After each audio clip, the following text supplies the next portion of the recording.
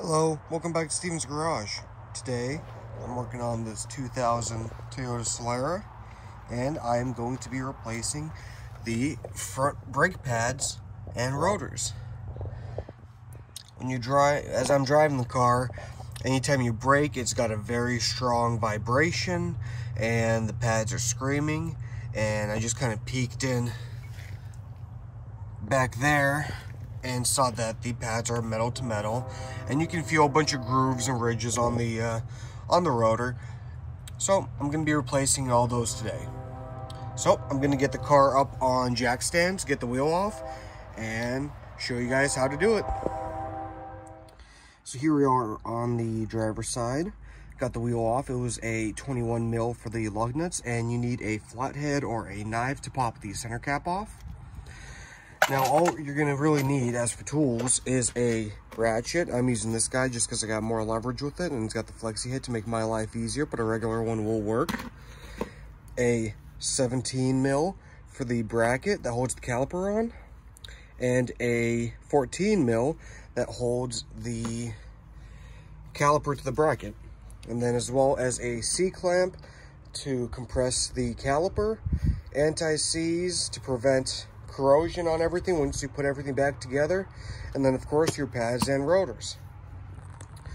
So to start off, I am going to take the caliper off up here and then get this out of the way, and then this is the 14 mil, and then I'm going to take the bracket off with the 17 mil to pop the rotor off.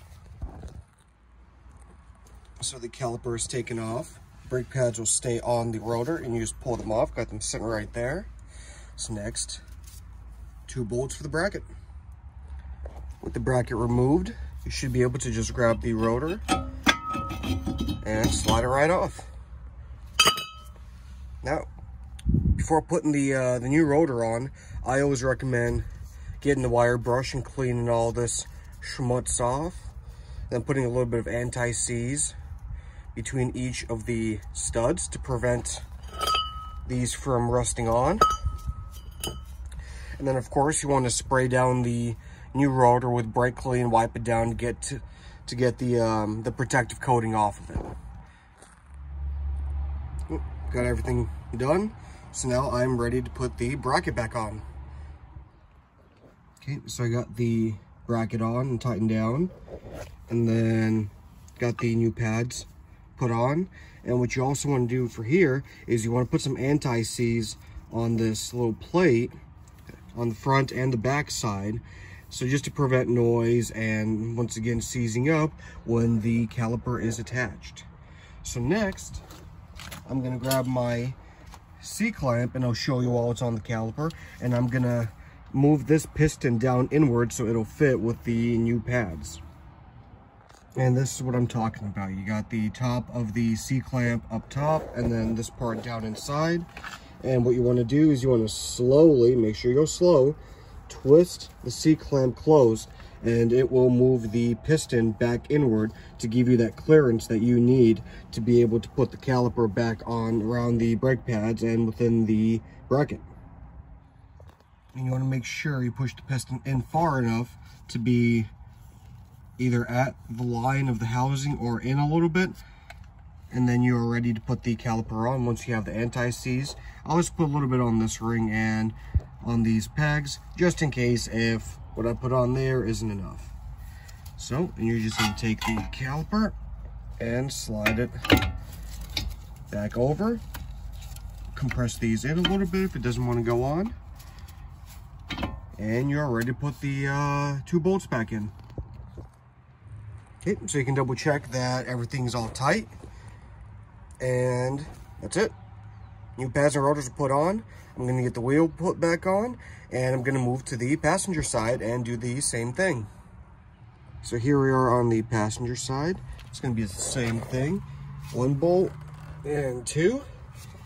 Get these guys taken off, and then 1. And let me see if I can get the video of the other side. 2.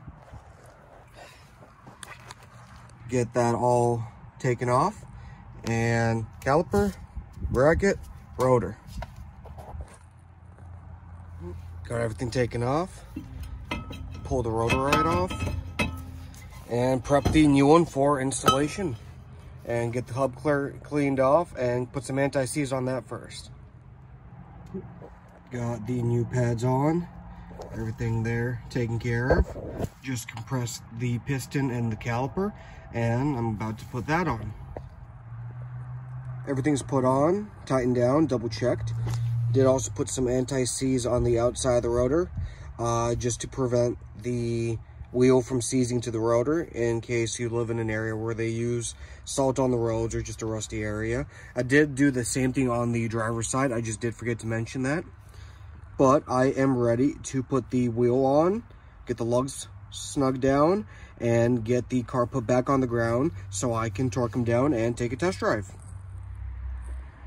There you have it, guys. Everything is tightened down. Online, it showed 77 foot-pounds of torque, so that's what I did. Got the center caps back on, and she is ready to go. Thank you for watching. Tune into the next video, which is going to be how to do the rear pads and rotors on the same vehicle. Thank you for watching. Please like and subscribe.